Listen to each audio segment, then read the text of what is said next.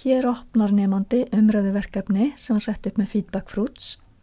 Verkefni samanstendur af 4 skrefum en þetta getur verið svolítið mismunandi og fer eftir því hvaða atriði kennarinn kýs að hafa.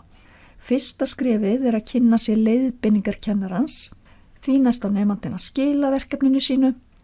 Nemandinn á að skoða og taka þátt í umræðu með tilteknum útvöldum samnemendum verkefnin þeirra og að lokum að taka þátt í opnum umræðum, þar sem verkefni allra nemenda verða aðgengileg ásamt umræðunum sem hafa orðið til í tengslum við þau.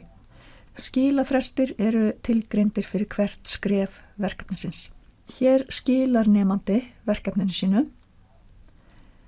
Eftir að skilafrestur liðinn fá nemendur aðgang að skrefi 3. Nemandinn smellir á Go to the discussion. Í þessu tilfelli á hver nemandi að ræða við 2 samnemendur verkefnin þeirra. Skil hvers nemanda fyrir sig koma fram í sérstökum reit. Til að skoða verkefni smellt á Show. Nemandinn merkir textabút í verkefninu og skrifar innlegg í umræðuna. Hér kemur fram að annar nemandi hefur þegar skráð innlegg og nemandinn getur skoða það, svara því eða smellt á líka við færslu. Til að komast tilbaka smellt á örina efst til vinstri. Umræðan verður líka sýnileg í reitnum fyrir verkefnið og þar getur nemandi líka tekið þátt í umræðunni. Með því að nota 3-punktin getur nemandinn breytt eða eytt færslunni sinni. Í neðsta reitnum koma fram skil nemandans og þar getur hann tekið þátt í umræðu með eigið verkefni. Nemandinn smellir á Done. Í skrefi 4 tekur nemandinn þátt í opnum umræðum. Hér mætir nemanda sama viðmótið. Skil hvers nemanda fyrir sig koma fram í reit ásamt umræðinu verkefnið. Og það hægt að nota síu efst til þess að kalla fram til dæmis það sem nýjast eða það sem hefur fengið flest like eða annað.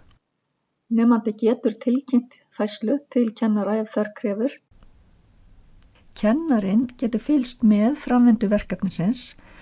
Hér efst til dæmis hve margir nemendur hafa lokið verkefninu og hversu margar athugasemdir nemendur setta að meðaltali. Það líka hægt að skoða framvindu hvers nemanda fyrir sig. Í hluta 2 svo hægt að skoða verkefni nemenda og fylgjast með framvindu umræðina í hluta 3 og 4 og svo getur kennarinn að sjálfsögðu skoðað umræðurnar og tekið þátt í þeim. Kennarinn getur fylgst með hvernig einkunnir nemenda þróast og hefur möguleika á að gefa stig til hækkunar eða lækkunar. Þetta það helsta umræðuverkefni. Til að kynnast verkfærinu nánar best að kynna sér leiðbeiningar. Takk fyrir.